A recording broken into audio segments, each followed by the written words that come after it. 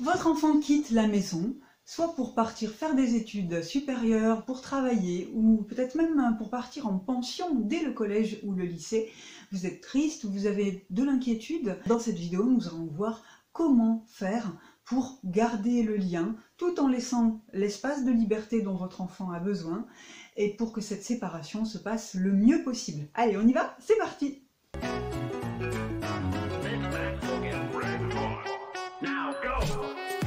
Bonjour, je suis Carole Testa, je suis coach de vie certifié, coach parental spécialisé dans l'accompagnement des parents d'adolescents. Alors votre enfant quitte le nid, quitte la maison, soit pour faire des études, soit pour travailler, soit pour entrer en pension dès le collège ou le lycée. C'est une séparation, donc c'est un deuil. Et pour vous évidemment c'est de la tristesse. Et ça peut être aussi de la peur, de l'inquiétude, puisque votre enfant va s'éloigner, donc vous ne serez plus là pour veiller que tout va bien, qu'il a tout ce qu'il faut, qu'il ne fait pas de mauvaises rencontres, qu'il est heureux, qu'il travaille. Voilà, vous ne serez plus là pour veiller là-dessus et ça peut générer des inquiétudes ou des peurs. Si la relation était tendue, ça peut être un soulagement pour vous de voir votre enfant partir, s'éloigner un petit peu, prendre de la distance. Mais paradoxalement, quand la relation est tendue, eh bien ça peut être un chagrin encore plus fort. Parce que tout simplement, quand une relation est tendue, la séparation fait qu'on se quitte sur quelque chose de difficile, de pas abouti, de pas accompli. Donc vous avez peut-être un sentiment de non-accomplissement qui va générer de la frustration et peut-être même de la culpabilité. J'aimerais d'abord vous déculpabiliser parce que dans une relation parent-ado, c'est normal qu'il y ait des tensions. Pour autant, dans une relation, c'est important de clôturer quelque chose, de se séparer en bons termes. Même si évidemment ce n'est pas une séparation définitive, puisque vous allez revoir votre enfant peut-être tous les week-ends, peut-être le mois suivant. Mais en tout cas, c'est important de se quitter sur quelque chose d'apaisé, de fluide, d'harmonieux. D'abord, l'enjeu pour vous en tant que parent, c'est de trouver le juste équilibre entre d'un côté, laissez de la liberté à votre enfant, votre ado, ou votre jeune, il est peut-être majeur déjà, part faire sa vie. Il s'éloigne et donc il a besoin d'un espace de liberté et d'autonomie. Il a besoin de construire ça. Quel que soit son âge, s'il part, il a besoin de devenir autonome. Donc vous avez d'un côté ce besoin d'autonomie et de liberté, et de l'autre côté, votre rôle de parent, c'est aussi de rester présent, de rester disponible, à l'écoute. Donc concrètement, comment vous pouvez faire? Avant même le départ, n'hésitez pas à parler à votre ado, à lui dire que vous l'aimez, que vous restez présent ou présente pour lui ou pour elle. Ça a l'air anodin et peut-être que vous le faites déjà et c'est super. Peut-être que c'est difficile pour vous. Et dans ce cas, c'est important de le dire peut-être juste une fois. Ça dépend de votre personnalité de parent et ça dépend de la personnalité de votre enfant. Mais en tout cas, dire « je t'aime, je suis toujours là pour toi ». Exprimez votre amour et exprimez votre souhait que la relation se passe bien. S'il y a des tensions, ce sont des paroles d'apaisement que vous prononcez là. Ensuite, si c'est possible, l'accompagner sur son lieu de vie futur. S'il est d'accord, s'il ou elle est d'accord, évidemment, il ne faut pas qu'il se sente envahi sur son nouvel espace.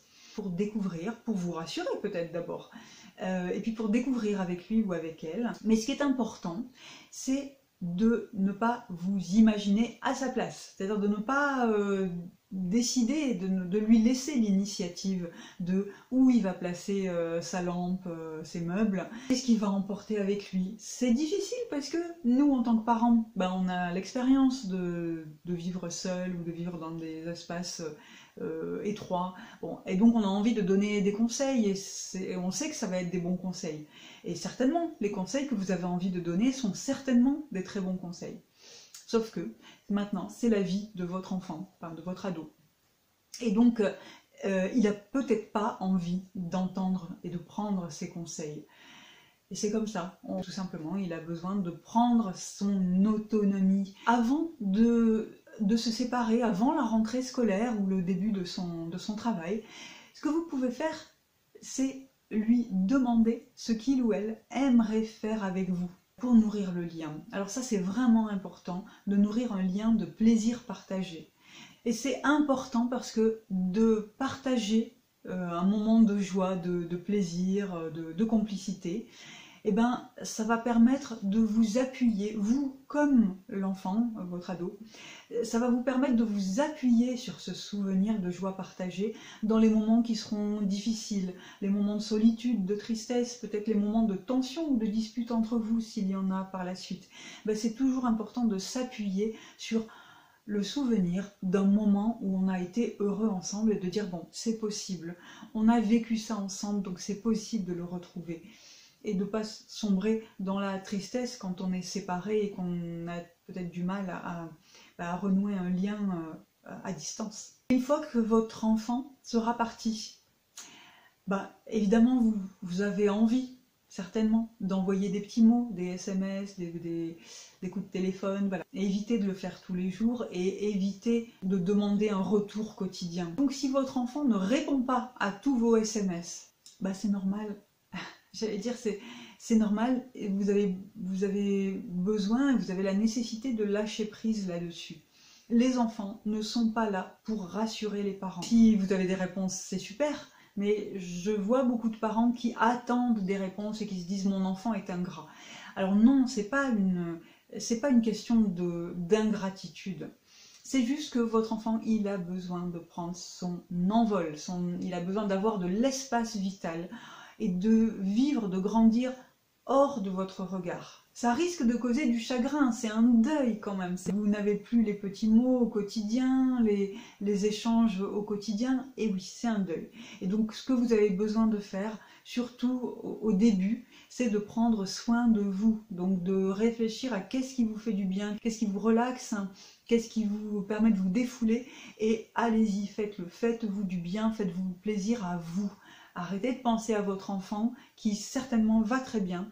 S'il ne va pas bien, il vous le dira, il reviendra vers vous et à ce moment-là, évidemment, soyez disponible pour lui ou pour elle.